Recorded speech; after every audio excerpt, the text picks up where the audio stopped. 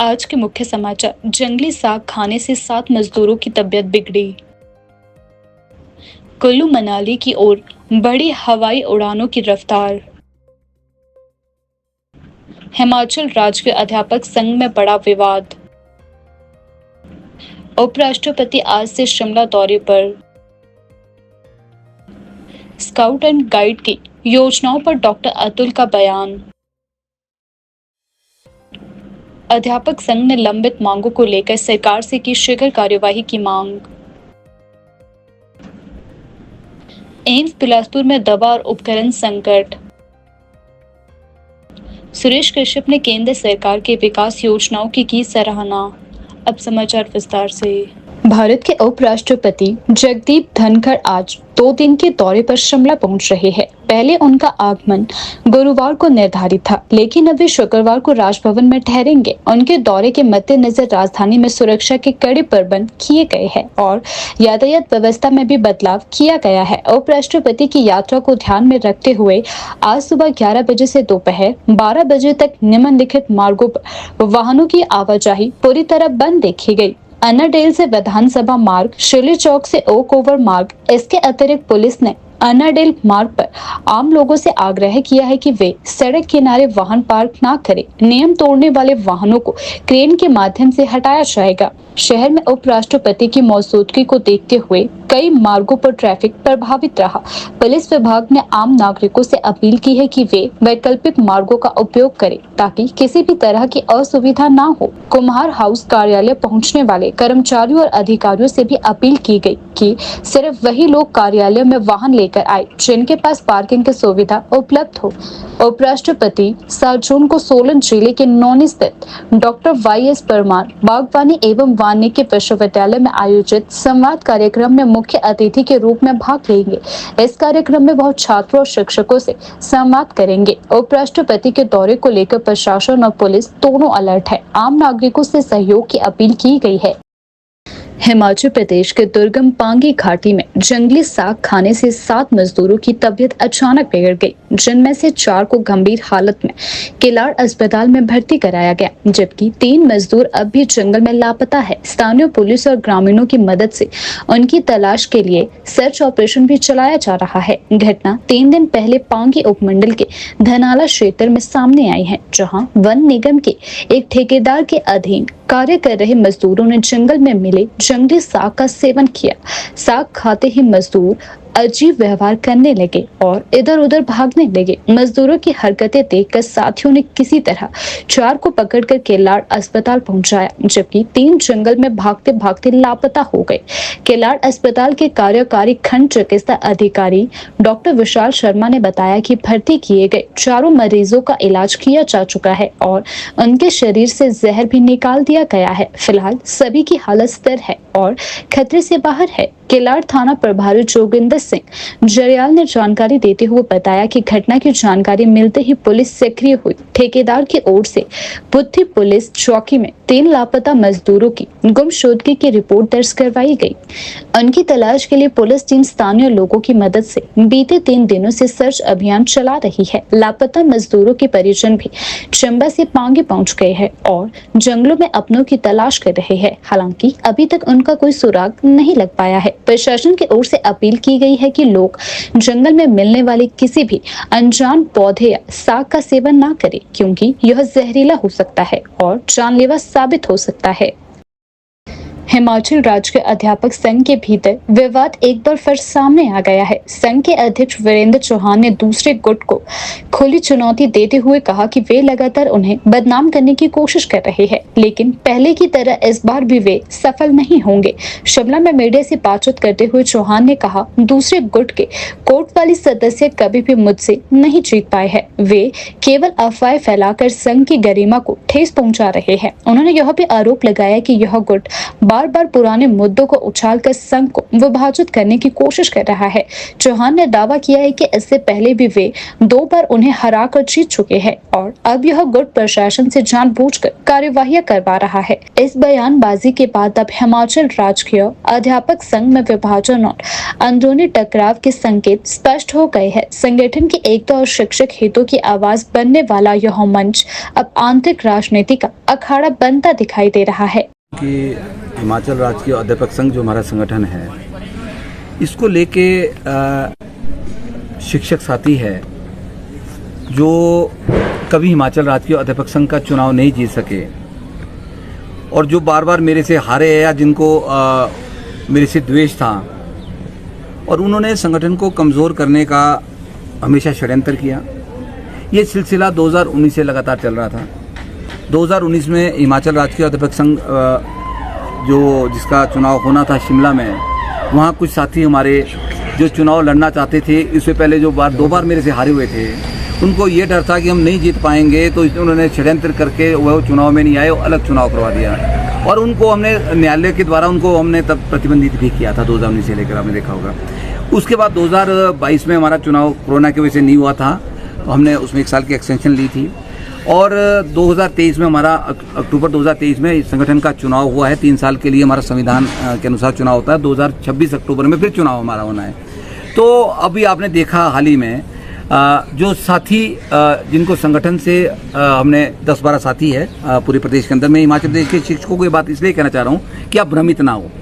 हिमाचल राजकीय अध्यापक संघ का नाम जिन लोगों ने किया, उनके खिलाफ हमने FIR भी दर्ज की। उन्होंने लोगों से चंदा इकट्ठा भी किया, उनके ऊपर आज भी FIR हुई है, उनके ऊपर न्यायालय में केस भी चल रहे हैं। उसके बाद भी ये 10-12 लोग जो है बाज नहीं आए। जब हमने 2022 में चुनाव करवाया था और बड़ा विधिवत चुनाव हो, हिमाचल राजकीय अध्यापक संघ का जो चुनाव होता है वो खंड स्तर से चलता है। 100 हमारे 41 ब्लॉक है, उसके चुनाव होते हैं, फिर जिला के होते हैं, वहाँ से डेलीगेट स्टेट तक आते हैं। एक लंबी प्रक्रिया है जिसकी पूरी नोटिफिकेशन जारी होती है। जब हमारे चुनाव हो रहे थे ब्लॉक में, जो विरोधी ग्रुप है, ये विरोधी लोग हैं जो सिर्फ प्रधान बनने के लालसा होती है, जबकि इनके पीछे कुछ नहीं, कभी चुनाव नहीं जीत पाए, ना जीत सकते हैं। और तब भी उनको मैंने खुली चुनौती दी थी कि आप आइए, हमारे जिला के चुनाव हो रहे हैं, मैंने सबसे बात की, आप चुनाव में पार्टिसिपेट करें, आप जीतेंगे तो आप नेता हो गए, आपको सब मानेंगे। तो ये लोग डर के मारे कोई चुनाव में नहीं आए। 2023 में हमारा चुनाव हुआ, हमीरपुर में हुआ, तब भी मैंने लोगों को बोला कि भाई आपका निष्कासन बहाल हो जाएगा, आप आए। हिमाचल राजकीय अध्यापक संघ एक है, 2 नाम नहीं हो सकते। आप दोबारा से हरकत करेंगे, एक आपके ऊपर FIR हो गई है और न्यायालय में आपके ऊपर केस चल रहा है, आप इसे बाज आए। इन्होंने उसके बाद कार्यक्रम बंद कर दिया। कोई ब्लॉक के चुनाव नहीं हुए इनके, कोई जिला के चुनाव नहीं हुए। अब इन्होंने परसों आनंद फानन में बिना किसी नोटिफिकेशन से, पहले एक इन्होंने नोटिफिकेशन निकाली थी कि ये नालागढ़ में चुनाव करवा रहे थे 2022 में, वो हमने इनके उस चुनाव की प्रक्रिया को हमने 2022 में इनको जो कराने चाह रहे थे उन्होंने उसको कोर्ट से स्टे कर दिया था। अब इन्होंने चोरी छुपे, ना तो कोई इन्होंने नोटिफिकेशन निकाली, ना कोई इन्होंने इलेक्शन कमीशन अपॉइंट किया जो हमारा संविधान के अनुसार प्रक्रिया होती है। चोरी छुपे इन्होंने चुपचाप जो है 10 लोगों ने इकट्ठे होकर एक दूसरे को मालाएं पहनाई और नालागढ़ में हिमाचल राजकीय अध्यापक संघ के नाम से चुनाव करवा दिए। और मैं हिमाचल प्रदेश के सभी शिक्षकों को ये बताना चाहता हूँ, हमने ऐसे लोगों के ऊपर सख्त कार्रवाई करने का फैसला लिया है हमारी कार्यकारिणी ने। और उसी के बाद तुरंत बाद हमने माननीय उच्च न्यायालय में, हाई कोर्ट में जो है केस दायर कर दिया है, जिसकी सुनवाई परसों 3 तारीख को लगी थी। उस दिन भी इसके ऊपर लंबी बहस हुई है। अब 17 जून को जो है इन लोगों के ऊपर शिकंजा कसा जाएगा। हमने एक बात कही है कि ये लोग चुनाव करे, जो मर्जी करे, क्योंकि हमने एक बात कही है, आज भी सबको पता है, ना तो कोई ब्लॉक के चुनाव इनके हुए, ना कोई जिला के चुनाव हुए। प्रदेश के चुनाव होते हैं तो उसका कोई सिस्टम होता है, कोई संविधान है, उसकी नोटिफिकेशन जो होती है। चोर दरवाजे से चोरों की तरह एक दूसरे को मालाएं पहनानी बिना किसी अधिसूचना से, मुझे लगता है कि कायरताना हरकत है। ये इससे बड़ा कायर रवैया नहीं हो सकता। आज मैं इन लोगों को चैलेंज करता हूँ, मैं माननीय न्यायालय के अंदर भी कहा, अगर किसी में इनमें दम है, ना तो कभी आज तक मेरे से जीते हैं, ना जीतने की क्षमता है, अगर फिर भी इनमें दम है तो ओपन चैलेंज देता हूँ कि आप आइए, चुनाव लड़े। इस तरह से शिक्षकों की एकता को खंडित ना करें। हमें आज सरकार से लड़ना है, सरकार के समक्ष बहुत से मुद्दे हैं, हमें सरकार से मांगों को मनवाना है। हम आपस में अगर इस तरह से उलझ जाएंगे, संगठन को कमजोर करने का प्रयास करेंगे, तो मुझे लगता है कि आने वाला समाज जो है किसी को माफ नहीं करेगा। और विशेषकर जो ये लोग हैं, 8-10 लोग हैं, इनकी एक बड़ी है, ये भगौड़े लोग हैं जो संगठन से भाग गए थे, उनको ओपन मंच में से भगौड़ा बोलते हैं। अगर इसलिए भगौड़ा बोलते हैं, ये फेस करे हमारे को, ये हाउस में आए, ये कभी मेरे को हाउस में फेस नहीं कर सके, सच्चाई है बताऊं आपको मैं। अब इस तरह से अगर ये अपना धड़ा बनाना चाहते तो बनाएं, अपना नाम यूज करें, पर हिमाचल राज्य अध्यापक संघ का नाम यूज करने से हम इनको कभी भी इनको अलाउ नहीं करेंगे, ना हम किसी भी हद तक हमें जाना पड़े हम जाएंगे। और मैं हिमाचल प्रदेश के शिक्षकों को और फिर आपके माध्यम से बोलना चाहता हूं कि आप हिमाचल राज्य अध्यापक संघ, जिसका अध्यक्ष मैं 2013 से हूं, जिसकी ब्लॉक से लेकर हमारे जिलों तक कार्यकारिणियां बनी हैं, लगातार संघर्ष में आपके साथ संपर्क में रहती है, आप उनसे संवाद करें, ऐसे जो स्वार्थी लोग हैं इनके बहकावे में ना आए। हिमाचल प्रदेश के एम्स बिलासपुर में हिमकेयर और आयुष्मान भारत योजना के तहत सरकार की ओर से करीब 40 करोड़ रुपए की देनदारी लंबित होने के चलते संस्थान में दवाओं और सर्जिकल उपकरणों की आपूर्ति पर गंभीर संकट मंडरा रहा है। एम्स प्रबंधन के अनुसार पिछले 12 महीनों से भुगतान न होने के कारण अमित फार्मेसी समेत कई वेंडर दवाओं और उपकरणों की आपूर्ति करने में असमर्थ हो गए हैं। इससे योजनाओं के लाभार्थियों को इलाज में बाधा का सामना करना पड़ रहा है। अमृत फार्मेसी ने जानकारी दी है कि वर्तमान में वे 100 दवाओं के ऑर्डर में से केवल 5 दवाएं ही प्राप्त कर पा रहे हैं। साथ ही लाख से 1.5 लाख रुपए खर्च वाले बड़े ऑपरेशनों के लिए जरूरी उपकरणों की सप्लाई भी बाधित हो रही है। वेंडरों ने अग्रिम भुगतान के बिना सप्लाई से इनकार कर दिया है, जिससे फार्मेसी को नए वेंडर तलाशने पड़ रहे हैं। फार्मेसी अधिकारियों ने चेतावनी दी है, हम सेवाएं बंद नहीं कर रही है, लेकिन यदि 15 जून तक भुगतान नहीं हुआ तो हिमकेयर और आयुष्मान योजना के तहत इलाज करवा रहे मरीजों को इलाज में गंभीर असुविधा झेलनी पड़ सकती है। एम्स प्रशासन ने बताया कि 1 माह पहले दिशा समिति की बैठक में भी इस मुद्दे को प्रमुखता से उठाया गया था और तब से प्रदेश सरकार को लगातार पत्र भी भेजे जा रहे हैं। रजिस्ट्रार एम्स बिलासपुर राकेश कुमार सिंह ने कहा कि हमने प्रदेश सरकार से आग्रह किया है कि योजनाओं के लाभार्थियों की सुविधा को देखते हुए लंबित 40 करोड़ रुपए का भुगतान शीघ्र किया जाए। अमृत फार्मेसी वेंडरों को भुगतान नहीं हो पा रहा है, जिससे दवाइयों की आपूर्ति में बाधा आ रही है। अगर समय रहते सरकार ने भुगतान नहीं किया तो एम्स बिलासपुर में हजारों गरीब मरीजों को गंभीर स्वास्थ्य सेवाओं से वंचित होना पड़ सकता है। यह संकट प्रदेश सरकार और केंद्र की योजनाओं पर भी सवाल खड़ा कर रही है। हिंदुस्तान स्काउट्स एंड गाइड्स के राष्ट्रीय संयुक्त सचिव डॉक्टर अतुल ने आज शिमला टाउन हॉल में आयोजित पत्रकार वार्ता को संबोधित किया। इस मौके पर उनके साथ Himachal Pradesh scouts and guide के प्रदेश अध्यक्ष डॉक्टर राजेश भी मौजूद रहे। डॉक्टर अतुल ने प्रेस को संबोधित करते हुए संगठन की गतिविधियों, आगामी योजनाओं और युवाओं में स्काउटिंग के बढ़ते महत्व पर विचार से चर्चा की। उन्होंने कहा कि स्काउटिंग न केवल अनुशासन और नेतृत्व की भावना विकसित करती है, बल्कि युवाओं को समाज सेवा से जोड़ने का एक सशक्त माध्यम भी है। उन्होंने बताया कि संगठन का उद्देश्य हिमाचल प्रदेश के दूर दराज क्षेत्रों में भी स्काउट्स एंड गाइड्स की गतिविधियों को सक्रिय करना है। साथ ही यह भी कहा गया कि हमारा लक्ष्य स्कूली बच्चों को स्काउटिंग के माध्यम से एक मजबूत और जिम्मेदार नागरिक बनाना है। इसके लिए राज्य भर में शिक्षकों को भी प्रशिक्षण दिया जा रहा है। यह पत्रकार वार्ता स्काउट्स एंड गाइड्स के महत्व और उसकी भविष्य की योजनाओं को लेकर एक अहम संदेश लेकर आती है। संगठन की यह पहल निश्चित रूप से हिमाचल के युवाओं को एक नवीन दिशा दे सकती है। स्काउटिंग के बारे में आप सभी लोग पहले से जानते हैं और शायद ही है कोई भी जिसने स्कूल देखा है वो स्काउटिंग, एनसीसी, एनएसएस इनके बारे में ना जानता हो। 1928 में ये अपना कार्य आरंभ कर रही है। 1913 में स्काउटिंग को लेकर के अंग्रेजों ने केवल गोरे, यूरोपियन और एंग्लो इंडियन बच्चों के लिए अनुमति दे रखी थी और उसका नाम British scouts and guides BSG था। आज़ादी के बाद 1998 में जब अटल बिहारी वाजपेयी जी प्रधानमंत्री बने तो हिंदुस्तान स्काउट्स गाइड्स का 1998 में पंजीयन हुआ। श्री सायर सिंह वर्मा जी उस वक्त मुख्यमंत्री दिल्ली थे। उनके सहयोग से पहली पंजीकृत सोसाइटी में वो अध्यक्ष बने। पहली पंजीकृत सोसाइटी की पहली कार्यकारिणी के वो अध्यक्ष बने और उसके बाद से लगातार हिंदुस्तान स्काउट्स गाइड्स पूरे देश में जो पहले से काम कर रहा था, सरकारी अनुदान लेते हुए हर राज्य में, हर जिले में अपना उन स्कूलों में प्रशिक्षकों के द्वारा स्काउटिंग का प्रशिक्षण दे रहा है। 2017 में भारत सरकार के खेल मंत्रालय के एक विशेष आदेश में हमारे जैसे सभी मान्यता प्राप्त संगठनों पर 70 वर्ष से वरीय सदस्यों के लिए पद पर रहना रोक दिया गया था और उसलिए उसी आदेश के आलोक में तुरंत प्रभाव से 70 वर्ष से अधिक सेवा निवृत्त करने का आदेश जारी हुआ। हमारी संगठन के अंदर में ज़्यादातर वयस्क लोग थे, बुजुर्ग लोग ही थे और एक बड़ी संख्या में लोगों ने पद छोड़ा, नई कार्यकारिणी बनना शुरू हुई। मगर कुछ सदस्यों द्वारा इसकी चुनौती के लिए वो माननीय अदालत रोहिणी और दिल्ली उच्च न्यायालय में गए, जिनका आदेश 4 जनवरी 2024 को आया, जिसमें इस बात को साफ सुथरे तरीके से अदालत ने बोल दिया कि यह संभव नहीं है। सरकारी मान्यता प्राप्त करने वाले सभी संगठनों को सरकार के बनाए हुए नियमों का अनुपालन करना आवश्यक है। इस आधार पर खेल मंत्रालय द्वारा 10 मार्च और दिल्ली उच्च न्यायालय के इस आदेश के ऊपर ही खेल मंत्रालय द्वारा 11 मार्च 2025 को रिजल्ट ऑर्डर पास हुआ।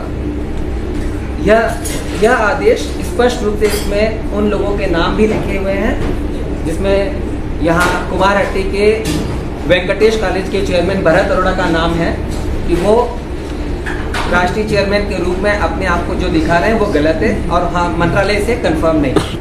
उसके बाद 29 मार्च 2025 को हिंदुस्तान स्काउट गाइड्स की राष्ट्रीय परिषद बैठक में यह तय हुआ कि सभी राज्य इकाइयाँ जहाँ महत्वपूर्ण पद रिक्त हैं तदर्थ कमेटी बना करके सुचारू रूप से उसकी व्यवस्था चलाने के लिए करा जाए।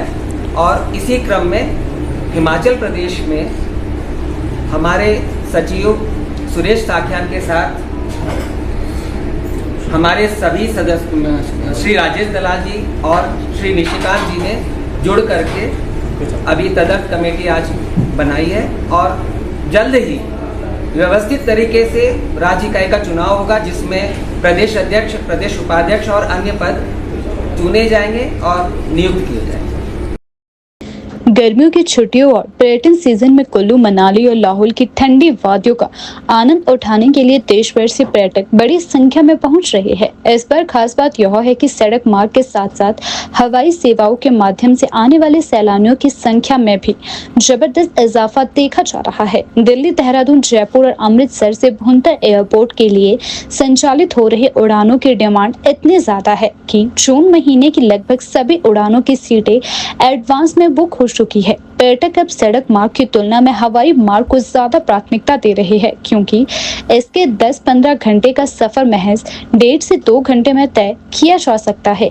एलायंस एयर के मैनेजर मनीष कुमार के अनुसार दिल्ली, देहरादून, जयपुर और अमृतसर से भुंतर के लिए चल रही उड़ानों को जबरदस्त रिस्पांस मिल रहा है। सभी उड़ानों की एडवांस बुकिंग भी हो चुकी है और फ्लाइट्स फुल चल रही है। Hotel and restaurant association Himachal Pradesh के प्रदेश अध्यक्ष गजेंद्र ठाकुर ने बताया कि देश के अलग अलग शहरों से अब भुंतर के लिए सीधी हवाई सेवाएं उपलब्ध है, जिससे हाई प्रोफाइल पर्यटकों की आवाजाही भी बढ़ी है। उन्होंने कहा कि सरकार को इस दिशा में और प्रयास करने चाहिए और देश के अन्य प्रमुख शहरों को भी हवाई मार्ग से जोड़ना चाहिए।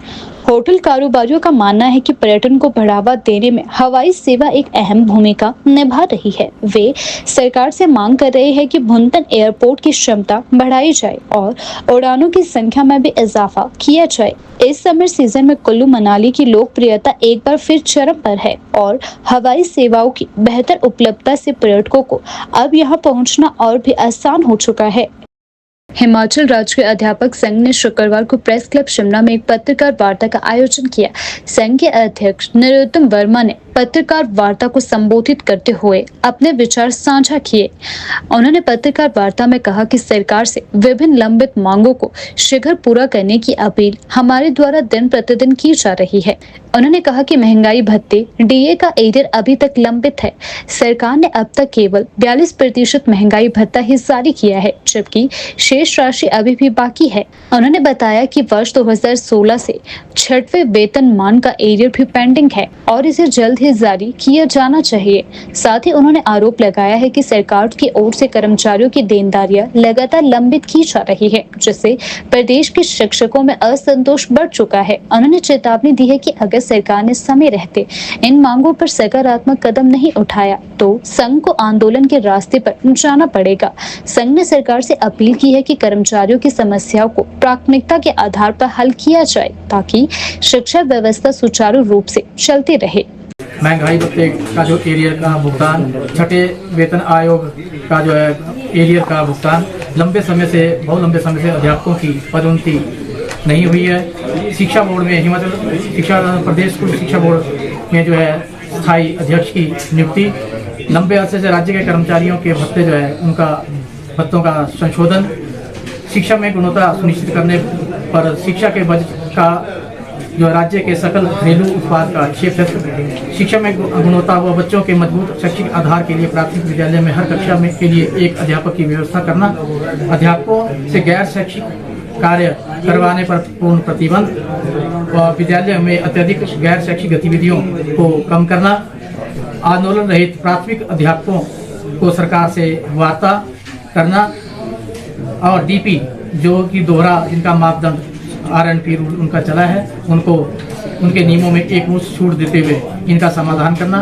एक ही वर्ष में एक ही कैडर में रह रहे अध्यापकों को जो है 15 वर्ष से ऊपर सेवा काल के उपरांत उन्हें 2 विशेष वेतन वृद्धियां प्रदान करना, सभी आउटसोर्स पर लगे कर्मचारियों विशेषतर जो है कंप्यूटर अध्यापकों को जो है शिक्षा विभाग में समायोजित करने के लिए एक ठोस नीति बनाना, शिक्षा में गुणवत्ता व मानव संसाधनों के अनुकूल प्रयोग के संदर्भ में युक्तिकरण जो कि 2003 के नियमों के मुताबिक किया जा रहा है उसे नई शिक्षा नीति के अनुरूप करना, अर्जित अवकाश 300+10 से बढ़कर जितना भी उनका बनता है उसे उनके सेवा काल में वो में जोड़ना, अध्यापकों की सेवानिवृत्ति की उम्र जो है 58 वर्ष से बढ़कर 62 वर्ष करना, SMC पर तैनात हमारे जो SMC अध्यापक साथी है हिमाचल प्रदेश में कोने कोने में सेवा दे रहे हैं उन्हें जो है उनके लिए नियमित करने के लिए कोई ठोस नीति बनाना, और एक चिट्ठी ज्वाइनिंग और लीविंग के तहत हमारे प्रिंसिपल प्रधानाचार्य जब कोई लीव और ज्वाइन करता है तो उसे डिप्टी डायरेक्टर ऑफिस में अपनी ज्वाइनिंग और लीविंग देनी पड़ती है, उस चिट्ठी को वापस लेना, ये हमारी आज की जो है मुख्य मांगे रहेगी जो कि हम आज सरकार के समक्ष और अपने शिक्षा उच्च अधिकारी को समक्ष उठाने जा रहे हैं। जिला विकास समन्वय एवं निगरानी समिति दिशा की विशेष बैठक शुक्रवार को शिमला में आयोजित की गई। इस बैठक की अध्यक्षता सांसद लोकसभा सुरेश कश्यप ने की। बैठक में विभिन्न विकास परियोजनाओं और केंद्र सरकार द्वारा राज्य को दी जा रही सहायता को लेकर विस्तार से चर्चा भी की गई। सांसद सुरेश कश्यप ने बताया कि केंद्र सरकार राज्यों को समय समय पर पर्याप्त धनराशि उपलब्ध करवा रही है ताकि विकास कार्यों को सुचारू रूप से किया जा सके। उन्होंने कहा कि आज की बैठक इसी उद्देश्य से बुलाई गई थी ताकि यह सुनिश्चित किया जा सके कि केंद्र की योजनाओं का लाभ सही तरीके से जमीनी स्तर पर पहुंचे। उन्होंने बताया कि हिमाचल प्रदेश के दुर्गम क्षेत्रों में सड़क निर्माण के कार्य तेजी से किए जा रहे हैं और यह सब कुछ केंद्र सरकार की नीतियों और सहयोग का परिणाम है।